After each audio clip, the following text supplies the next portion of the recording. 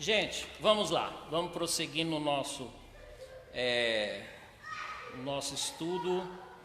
Vocês estão vendo que é um estudo temático que nós estamos fazendo, né? Aqui na nossa escola bíblica a gente já estudou alguns textos da Bíblia, alguns trechos da Bíblia, já estudamos a Epístola de Tiago, já estudamos a Epístola de Judas, já estudamos Efésios, né? Estudamos, enfim, porções da palavra, mas nos últimos estudos, o anterior, ação profética em tempos de crise, e agora nós estamos num estudo temático, ou seja, que a gente não está analisando só um texto da Bíblia, nós estamos analisando um tema, estudando um tema. E o tema desses últimos dias é restaurando os soldados feridos. Edmilson, tudo bom, Edmilson? Então tá bom.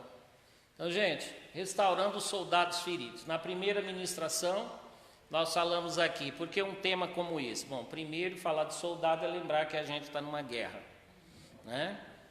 E que, por mais bonitinho que seja a música, sou uma florzinha de Jesus.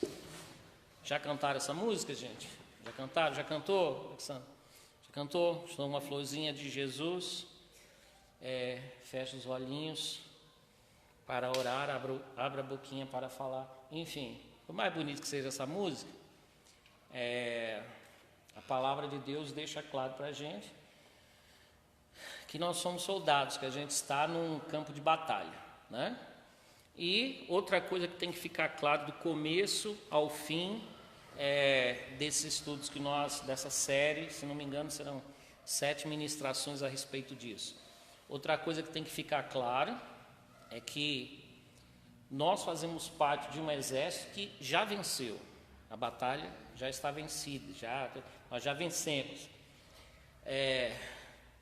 Primeiro que a gente sabe que o nosso inimigo não é o vizinho, não é quem está falando mal da gente, não é quem está tentando puxar o tapete da gente. O nosso inimigo é quem mesmo? Nosso inimigo é o diabo, né?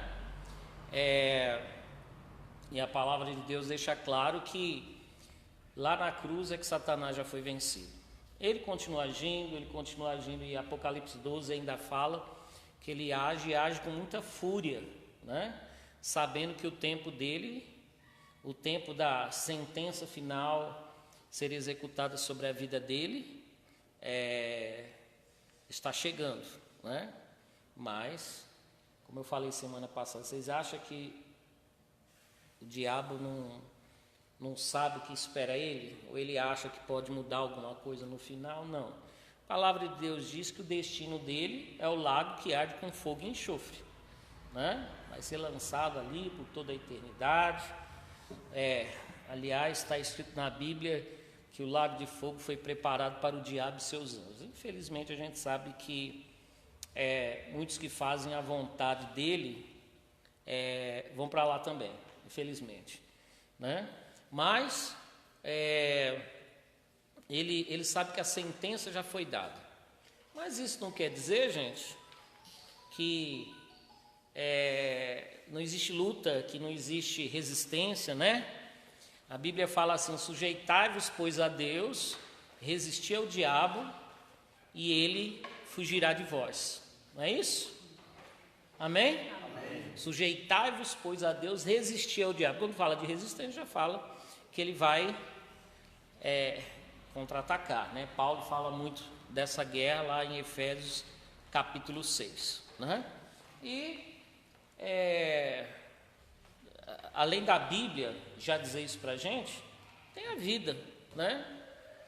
Do que eu falo acerca da vida? Que quem caminha no caminho de Deus há algum tempo sabe que existe muito soldado que já foi ferido, né? Sim ou não? Afinal de contas, uma pessoa que começou o caminho de Deus e, como Paulo fala no capítulo 4 do 2 Timóteo, Demas me abandonou, indo após o presente século ou após o mundo, né? Uma pessoa que abandona o caminho de Deus, o que é? Um soldado em baixa, né, gente? É um soldado foi ferido, alguns, no caso de Demo, um soldado que foi morto, porque a pessoa vai para o mundo, né, de onde ela saiu um dia, onde ela já esteve morta espiritualmente, ela volta para lá, aí é um soldado mortalmente ferido, né? E na nossa vida também, né, gente? Quantos contra-ataques, né?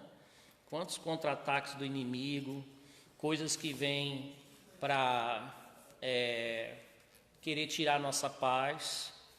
Acontece isso ou não acontece? Acontece. Aquelas coisas que não tem lá grandes... Por favor, aqui, ó, a filha do Luiz, tá certo? Não, eu vou voltar tudo agora. Então, gente, coisas que acontecem que não tem...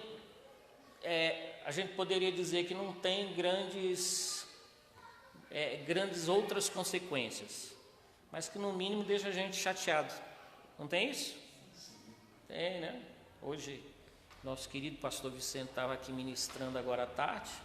Enquanto ele estava aqui ministrando, abriram o carro dele aqui do lado. Depois eu vi nas câmeras. Abriram o carro dele. Como é que eles abriram? Pegaram o ferro e botaram? Não sei.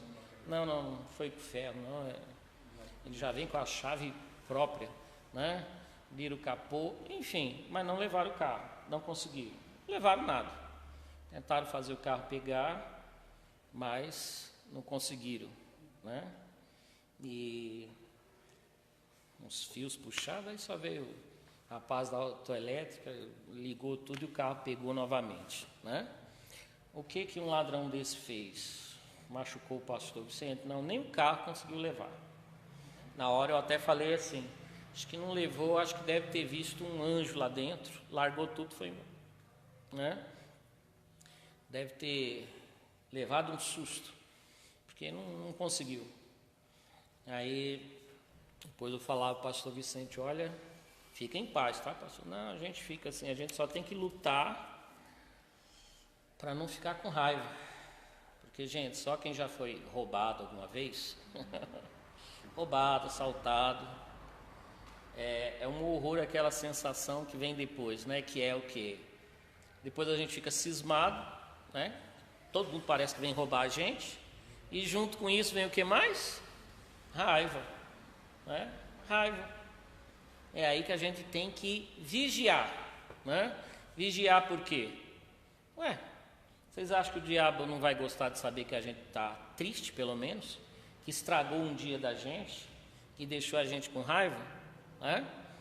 Pastor, aí é pedir para não ser humano. Não. A raiva vir, isso pode acontecer. Que a gente não pode achar que deve ser assim e achar que é até legal. Não, que a gente tem mais que ficar com raiva e sair lançando maldição nos outros. Não é assim não. Mas eu só falei isso para mostrar o que, gente? Olha aí o que a gente passa, né? E principalmente se vocês e a gente está envolvido com as coisas de Deus, dentro do propósito de Deus, aí que a gente enfrenta essa coisa, né? Que são os contra-ataques malignos. Isso acontece muito. Mas aí a gente tem que o quê? Como diz Jesus, vigiar, como disse Paulo, se revestir de toda a armadura de Deus. Tá? Aí vocês viram que o tema, semana passada, o tema foi entendendo as baixas no exército, né? Se fazemos parte de um exército que é vencedor, porque existem baixas, né? Que existe, né? Estivemos tratando desse tema. E semana passada nós já vimos que infelizmente na maioria das vezes essas baixas, quando eu falo baixa de alguém morrer mesmo, morrer espiritualmente, infelizmente grande parte das vezes a culpa de uma pessoa vir a óbito espiritual, infelizmente é de quem mesmo?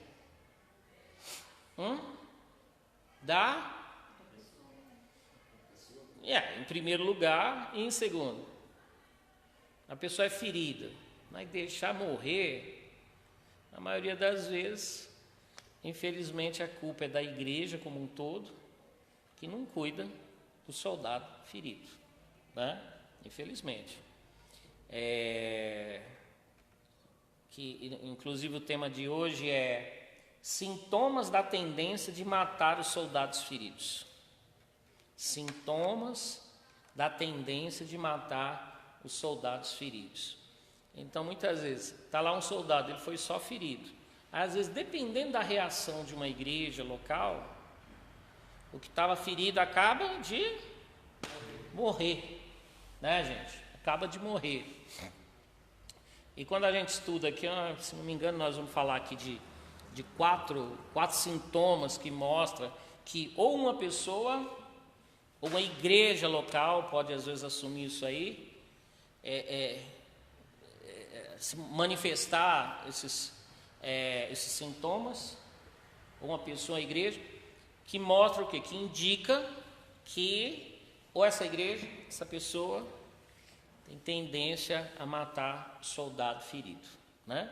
Quando a gente estuda esse tema, sempre a gente lembra daquilo lá, que a igreja é o único exército conhecido como o exército que mata seus soldados feridos, infelizmente, né?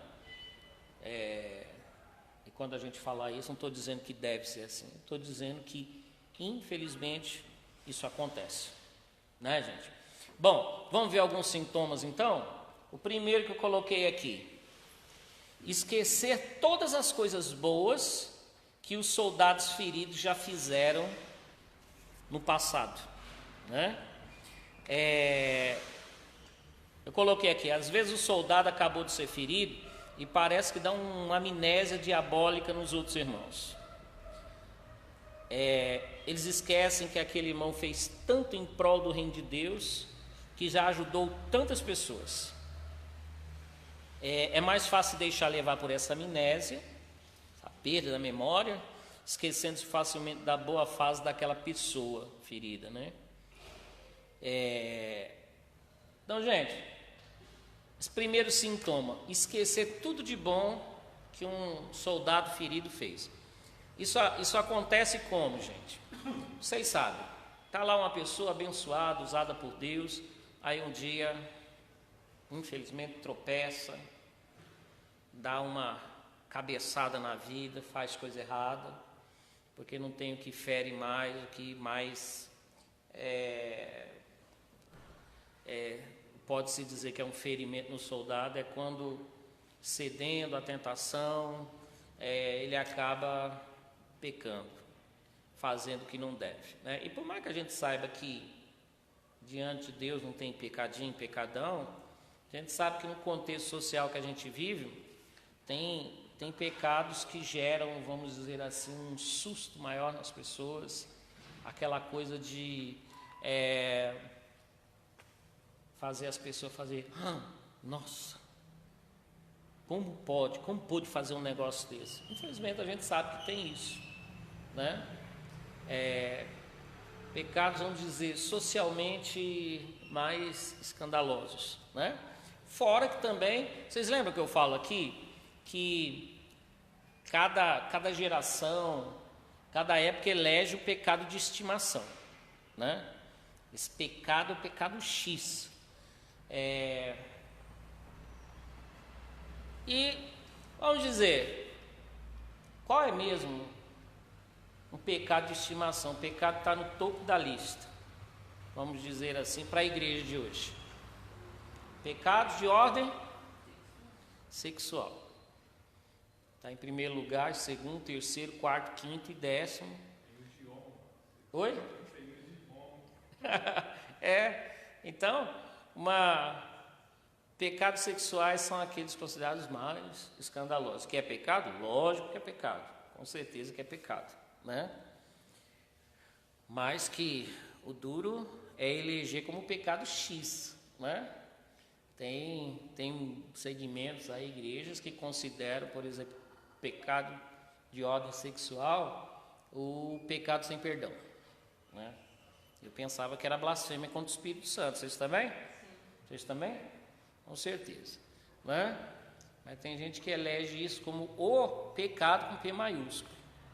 Tem outros que elegem, está dentro da categoria, porque é pecado de ordem sexual, né? Homossexualismo, né? Tido como praticamente algo que o pecado X. Então isso aí é um problema no que diz respeito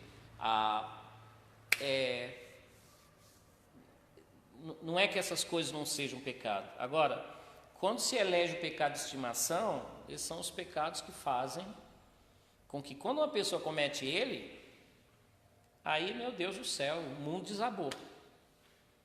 Por exemplo, deixa eu perguntar, que nós vamos falar disso aqui hoje. Fofoca é pecado? Mas alguém aqui já viu uma igreja toda horrorizada assim, vamos dizer, o Lucas fez uma fofoca. Fez uma fofoca de alguém, aí quando o Lucas... Nossa, olha quem está aí, pelo amor de Deus. Já pensei, viu? Vocês já viram isso? Eu nunca vi. Não? Agora os outros aí da turma do pecado de estimação, meu Jesus amado. É por isso que tem muitos que quando acontece na sua vida, cai num pecado assim, de sumir da igreja, porque não tem coragem, não é de encarar Deus, porque ele sabe que Deus está vendo ele, a qualquer hora, a qualquer momento. Ele não tem coragem de encarar quem? As pessoas, a igreja, né?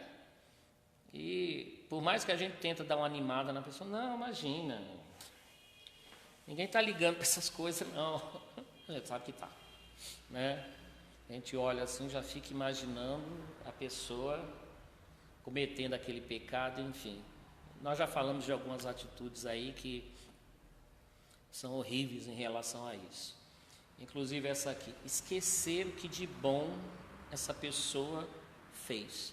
Sempre que eu falo disso aí, gente, de questão de esquecer o que de bom uma pessoa fez, eu gosto de lembrar dos moradores de Jabes de Gileade. Essa luzinha está me incomodando, vou apagar. Os moradores de Jabes de Gileade, que a Bíblia diz, gente, que assim que Saul subiu ao trono, os moradores de Jabes de Gileade foram ameaçados, né? Aí está escrito que o Espírito de Deus se apossou de Saul e ele foi lá e defendeu a cidade. E a Bíblia mostra quando Saul morreu, né?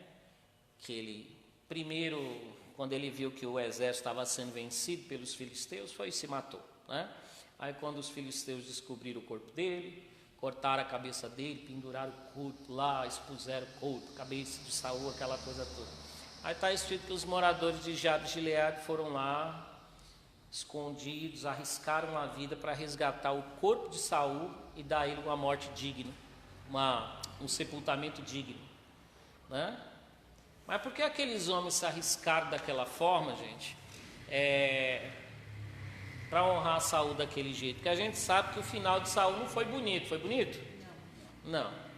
Ele foi um que começou bem, muito bem, mas terminou mal, né? Inclusive passou a última noite da vida dele consultando uma médium, uma feiticeira, né?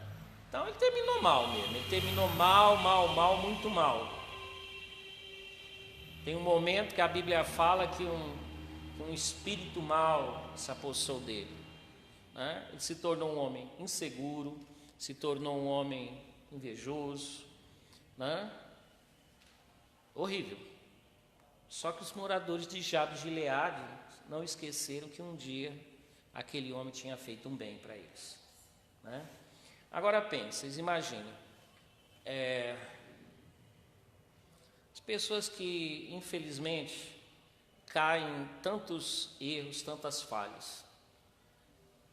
Às vezes as pessoas tratam elas como se elas tivessem passado a vida fazendo aquilo, né? Como se não tivesse sido um ocorrido, né? E mais, como diz aqui, é uma amnésia que dá na pessoa.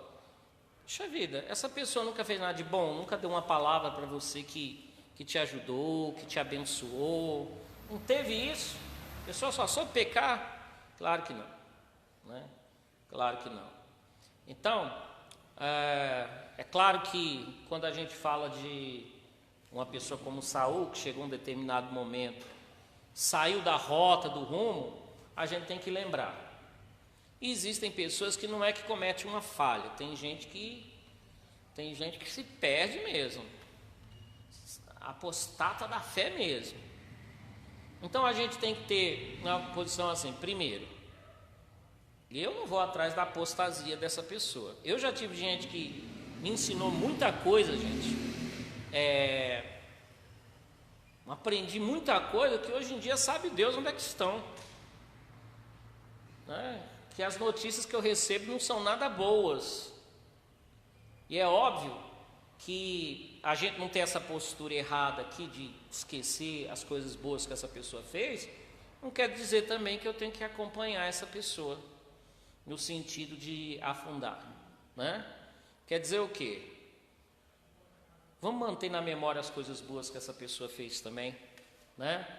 Manter aceso assim, agradecer a Deus sempre que Ele usou alguém para abençoar a vida da gente. E o que a gente puder fazer para resgatar essa pessoa, resgatar. Eu falo o que a gente puder, é porque quando uma pessoa toma uma decisão, por exemplo, de seguir o rumo errado na vida, é claro que existe aquela questão do livre-arbítrio. Ou não existe? Existe o livre-arbítrio, gente? Claro que existe. Ou seja, tem gente que tomou uma decisão de ir por um caminho errado. Então, eu não vou tomar esse rumo. Deixa eu falar mais claro ainda. Digamos que você já teve um pastor que abençoou muito sua vida. Pastor Zé Carlos. Está me assistindo, pastor Zé Carlos? Pastor Zé Carlos, Edmilson, gosto dele e muito. Aí, um dia o pastor Zé Carlos decide por um rumo assim. Ele põe uma roupa branca, uma toalha na cabeça, cola uma pedrinha aqui na testa e a partir de hoje meu nome é Pai Zé. Né? E funda uma seita.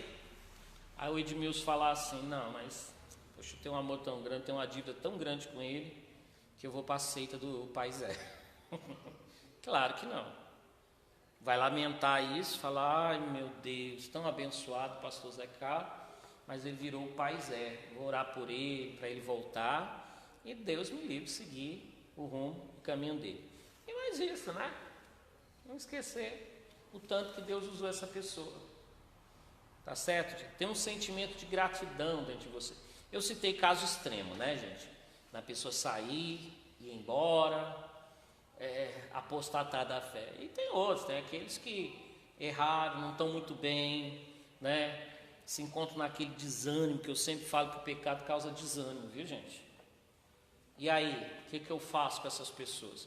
Primeiramente isso: não vou me esquecer que essa pessoa já foi usada por Deus, já foi uma bênção. E o que eu puder fazer para ajudar, para levantar essa pessoa, eu vou fazer. Amém, gente? Entenderam? Bom, segundo sintoma. É o Pai Zé. Não, só porque eu repito a pergunta, o que eu faço sempre é caminhar. De ajuda que amanhece um dia, ali no céu. Certo.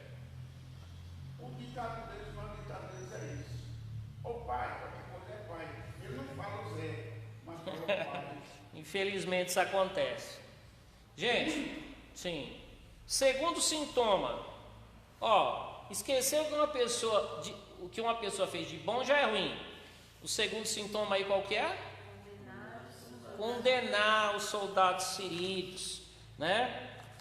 Como assim? Isso é um sintoma da terrível tendência de matar os soldados feridos. A Bíblia fala que o diabo é quem é o acusador dos irmãos.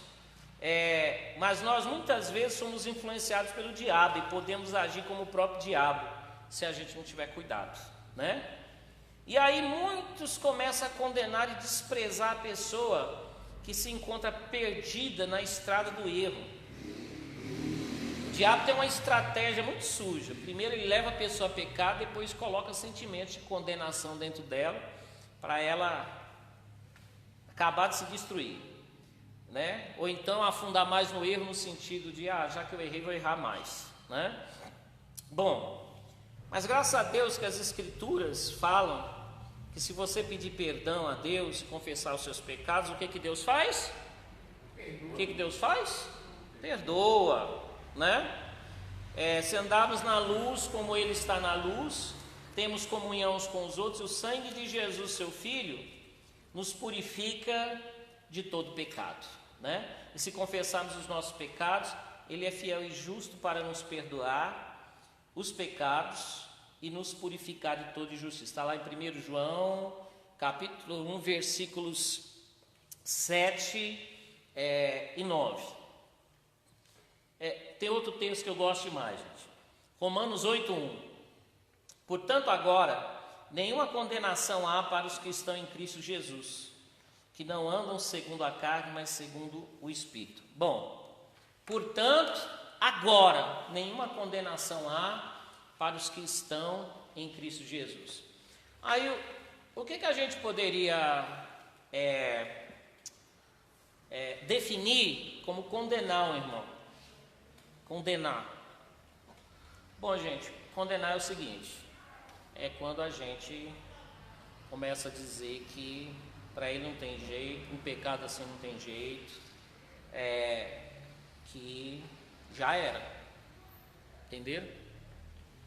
Ah, pastor, mas será que tem gente que tem coragem disso? Tem, eu já ouvi esse tipo de coisa. Gente falar, sinto muito, mas aí é a pessoa ir longe demais. Tá, gente? Eu sei que existem pecados assim, quando a gente ouve é uma coisa assustadora, né? Ah, pelo amor de Deus, isso é uma monstruosidade. Como é que pode alguém fazer uma coisa dessa? Aí a gente começa a se projetar em Deus. O que eu falo? O que é se projetar em Deus? É eu achar que Deus age como eu. Que, por exemplo, cada um de nós tem o seguinte: tem determinadas coisas que a gente pode não falar, mas às vezes a gente pensa assim: se fizer uma coisa dessa eu não perdoo não. Se fizesse uma coisa dessa comigo eu não perdoava não, né?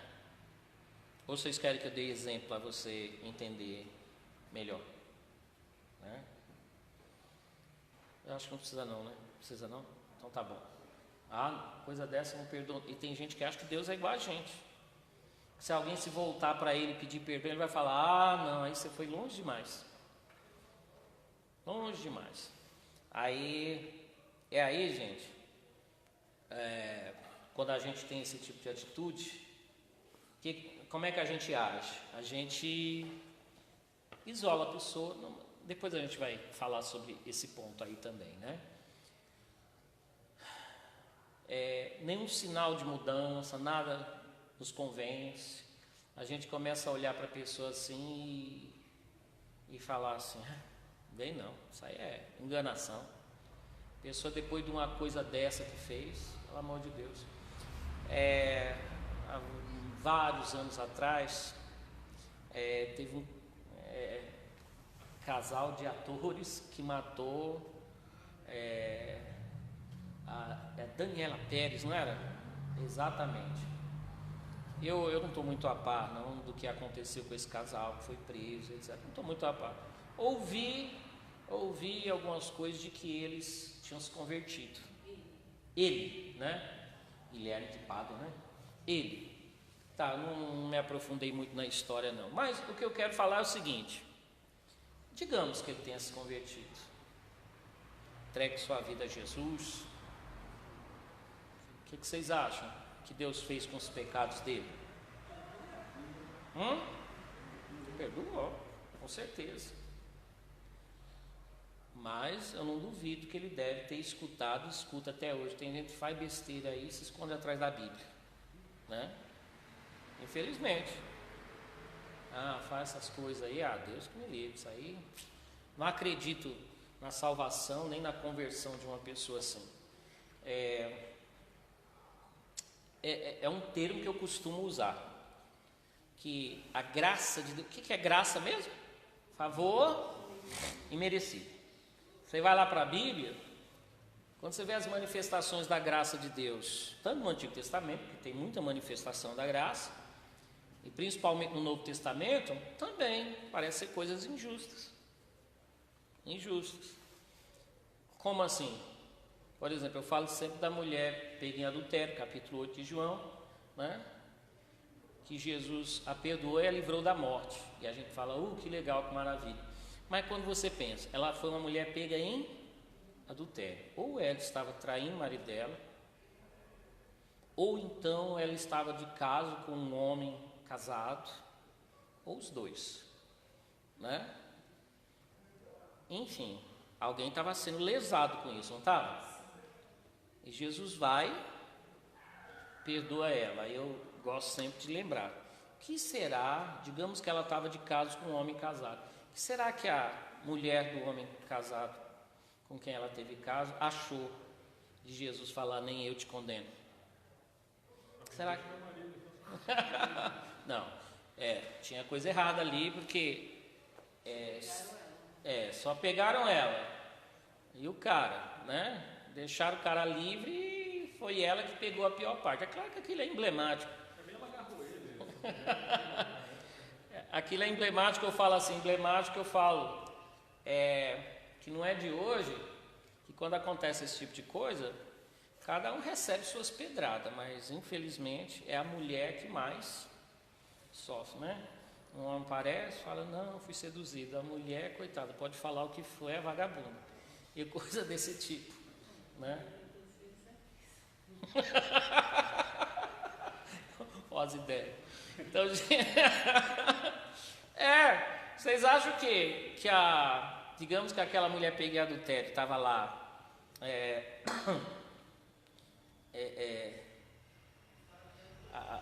o marido da mulher lá do cara que estava adulterando com ela, vocês acham que ela saiu pulando de alegria quando Jesus falou aquilo? Não. Deve ter falado, mas é uma safadeza, dá licença, né? Às vezes, deixa eu dizer de novo, às vezes a gente projeta a gente em Deus, a gente faz de Deus a nossa imagem e semelhança, a gente acha que Deus pensa assim também, né?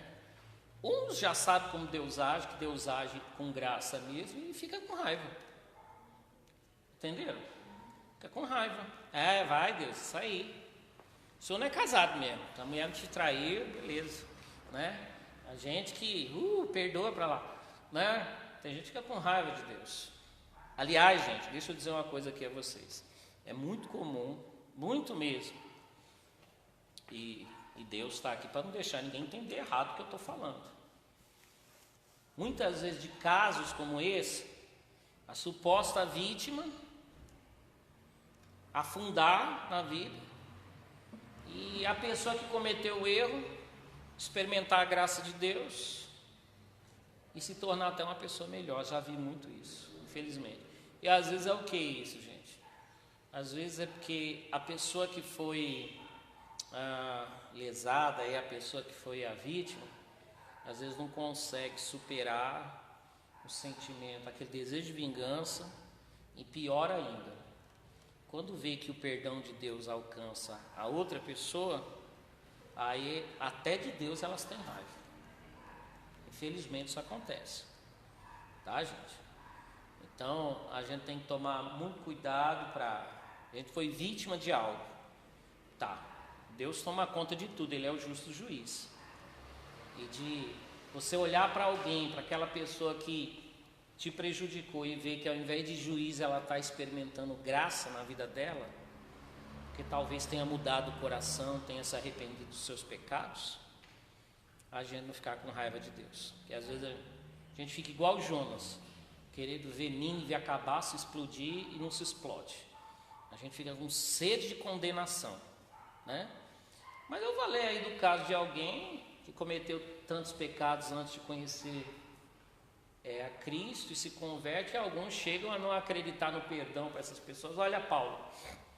Paulo, gente, a princípio, ele não foi muito bem recebido na igreja, está escrito isso, mas escrevendo aos Gálatas, ele falou que prendia cristão, e está escrito assim, e torturava eles e os obrigava a blasfemar. Já pensou? Tortura, gente, até essa palavra me assusta, negócio de tortura. Fala que Jesus é isso e é aquilo. Não, ser torturado até blasfemar. Agora vocês imaginam, gente, A raiva que eu tenho. Ei, se Paulo torturou meu pai lá, minha mãe. Quando vai ver Paulo está entrando na igreja, gente, agora eu sou crente, sou servo de Deus. Então, vai ter gente que não vai pular de alegria. Vai falar, vem pra cá. Se converteu, mas meu pai está lá doente até hoje, com a tortura. E coisa assim. Entenderam, gente? Bom, eu estou dizendo que é fácil essas questões. Será que é fácil essas questões? Não, né?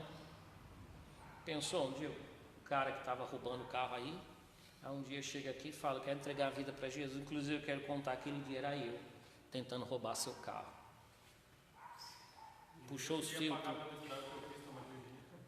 Não era nada mal. Né? Zaqueu, quando se converteu, ele quis fazer restituição, mas nada mal. Né? Quero consertar o carro. Entenderam? E falar assim, olha, entreguei a vida para Jesus. E eu me alegrar, eu tenho que me alegrar. Isso é de quem se converte. E na igreja também. Depois da nossa conversão, pode acontecer da pessoa fazer coisa errada, prejudicar alguém. E depois acontecer o que com ela? Se arrepender. Né?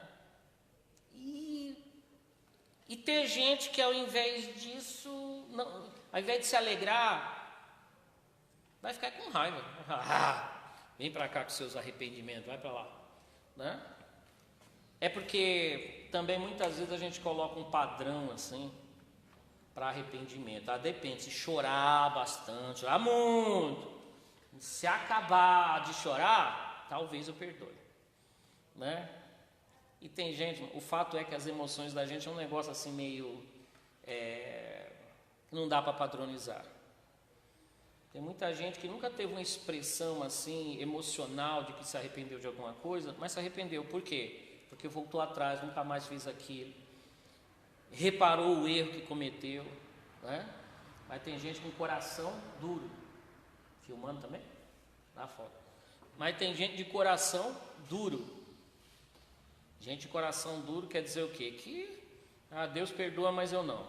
Aí a pessoa faz o quê? Condena. Isso tem matado muita gente, tá? Tem gente que chega a falar de mudar de igreja, mudar de denominação, por quê? Porque errou e está encontrando quem os condene, né? Terceiro, julgar e falar mal daquela pessoa que errou, que caiu, na ausência dela. Bom, olha o texto aqui, Tiago 4, versículos 11 e 12. Irmãos, não faleis mal uns dos outros. Quem fala mal de um irmão e julga o seu irmão, fala mal da lei e julga a lei.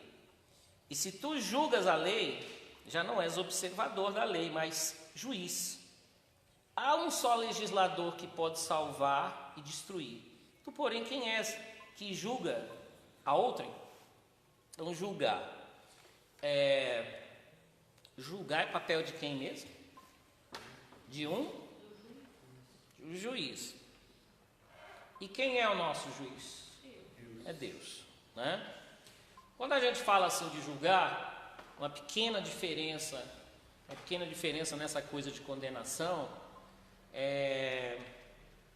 acabamos de falar de condenação, condenação é eu achar que alguém é irrecuperável, achar que alguém não tem volta por causa de alguma coisa que ele tenha feito, né? Isso aí é dizer que para ele tem condenação, que para ele não tem volta, enfim. Agora, quando se trata de julgar, gente, é eu pegar o caso de alguém, que na maioria das vezes não tem nada a ver comigo, não foi comigo que ele errou, mas eu emitir aquela sentença de juiz, né? É um vagabundo mesmo, mas é um sem vergonha, descarado, né? E isso aí é juízo mesmo, é julgar, né? Sabe por que a Alessandra fez isso? A Alexandra fez isso, né? Isso aí é falta de vergonha nessa cara, falta de surra. Julgamento é isso, viu, gente? E quem sabe o que a Alexandra passou é ela. Ela estava lá, ficou com um menino lá na escola, o Pezão, irmão do Pereba, de novo. Esse cara é famoso, né? Ficou com ele. Aí quem pegou ela nessa não foi nem o Xandão, foi a Márcia. Aí, não sei o que é pior, o juízo de Deus ou da Márcia. Márcia é nervosa, não é não? Nervosa. A Raquel é calma, não é? Um pouquinho calma, né? Enfim, é olhar e falar, mas isso é uma falta de vergonha na cara. Oh, meus irmãos, misericórdia. Quem entende a situação ali é quem está passando, né? Inclusive, eu digo a vocês, eu gosto da tradução do Pai Nosso que fala assim, não deixes que sejamos tentados. Cair em tentação, gente, é horrível, né? Cair em tentação é horrível, mas não é só cair, não. Ser tentado é um terror, entendeu? Sim, ser tentado não é pecado, mas é horrível. Você está naquilo, faço, não faço, vou, não vou, faço, não faço, eu faço, não vou fazer, não, eu não devo fazer, mas eu quero fazer, e aquela coisa toda, Jesus me ajuda. É um horror, gente, é uma briga. Às vezes eu comparo isso com quem está tentando emagrecer, com quem não é magrinho assim igual eu, não precisa emagrecer, né? Tem coisa pior do que tentar resistir à comida, gente. Ai, meu Deus. Quando você trabalha de dieta e no último dia, sei lá, cara. Exatamente. No último dia você faz uma bobeira. Ele passa a semana inteira umas folhinhas de alface, tomate. Aí fim de semana tem um churrasco na casa da tia. Aí, meu Deus do céu, aí 2 quilos de carne, maionese, né? Aí perdeu 700 gramas na semana e engordou 1,5 kg no fim de semana. Não é duro olhar assim, ver aquela comida e ficar, não posso. Então só um pedacinho pode. Só que tamanho que é um pedacinho? Seria um pedacinho. E aí de pedacinho em pedacinho foi o pudim inteiro. Então, gente, pior que isso é as tentações que uma pessoa passa na vida, para depois ainda ter que enfrentar o julgamento dos outros, sem vergonha, safado, descarado, né? E coisas desse tipo. Aí fala aqui, olha, uma pessoa que julga, geralmente ela vai falar, né? Falar da pessoa, vai emitir esse tipo de juízo para outras pessoas.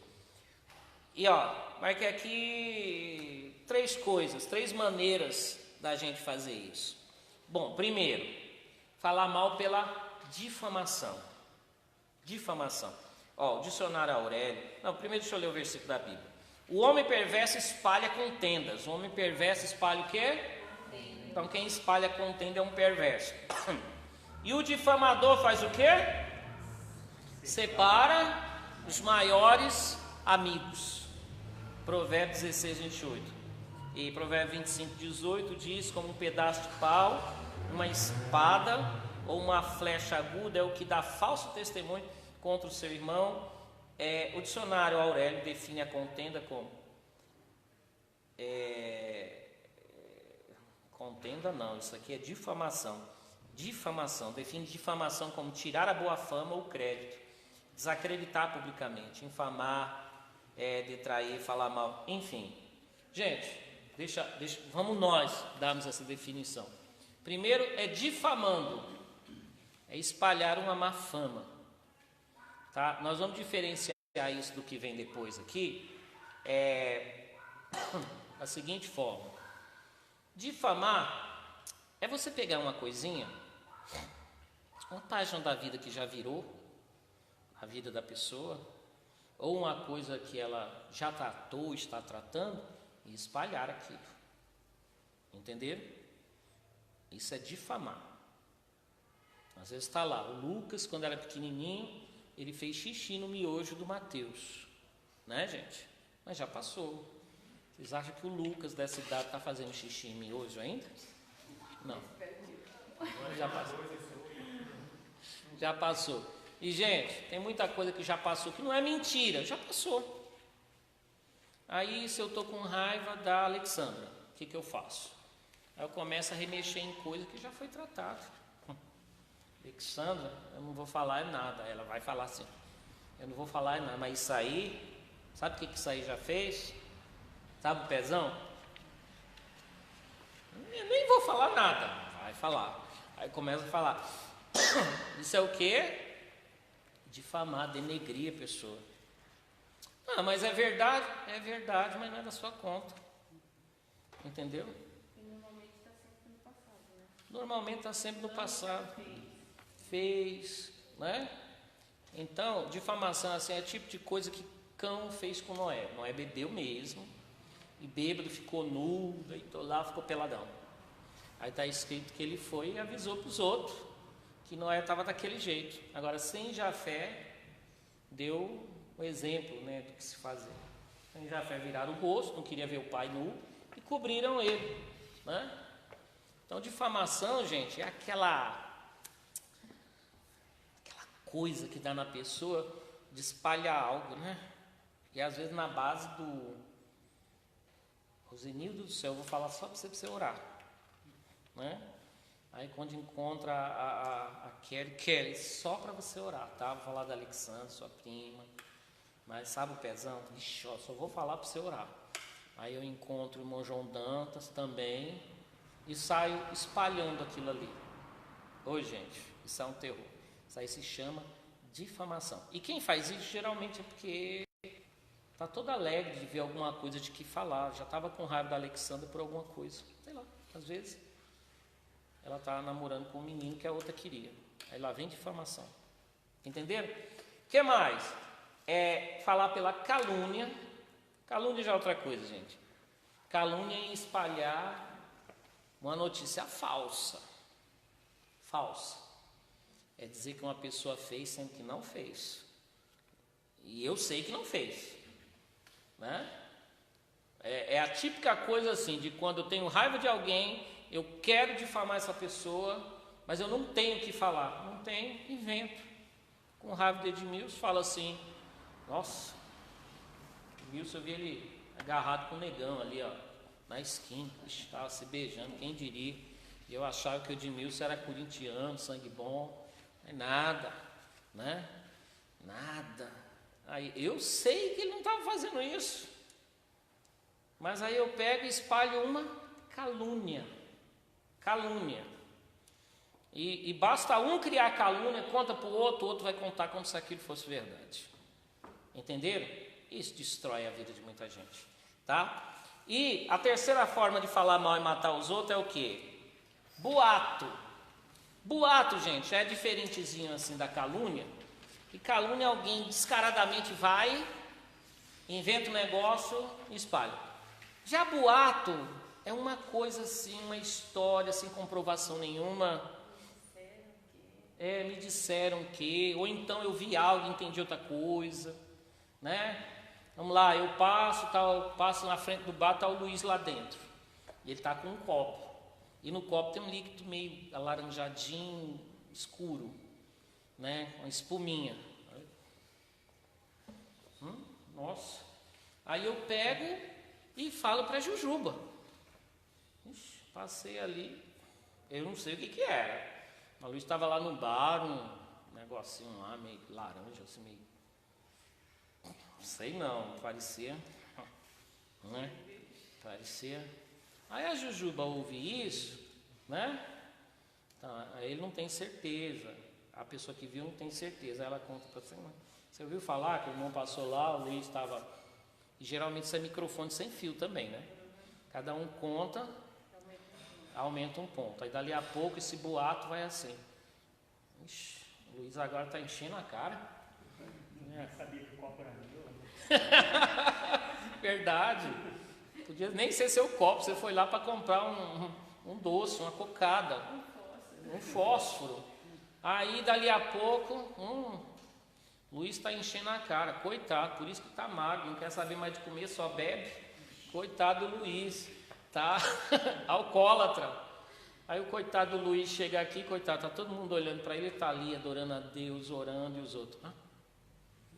De encher a cara, outro dia eu vim para a igreja, pelo amor de Deus. Boato, tá, gente? E o boato geralmente surge de mal entendido, tá? Esse negócio de parece que eu vi, parece que era, entenderam, gente? A gente tem que aprender a tomar cuidado com esse negócio de parece. Você fala parece, alguém já não vai mais dizer que parece, vai dizer outra coisa, vai dizer que foi, que é. Aí é boato. Às vezes um boato pode se desfazer de uma forma simples, outros nem tanto. Tá, gente? Nem tanto. De vez em quando é cada boato que a gente tem que enfrentar que a gente fica, meu Jesus de Nazaré. Paulo enfrentava muito essas coisas, os ensinamentos dele. Aí de vez em quando ele tinha que estar falando. Alguns caluniosamente dizem que eu falo isso, né? Alguém ouvia algo, entendia errado, passava para os outros. Paulo está dizendo agora que virou festa o negócio, pode pecar que a graça de Deus é abundante. Boato. E termino. Uma outra maneira de matar um sintoma de que uma pessoa, a igreja, gosta de matar soldado ferido.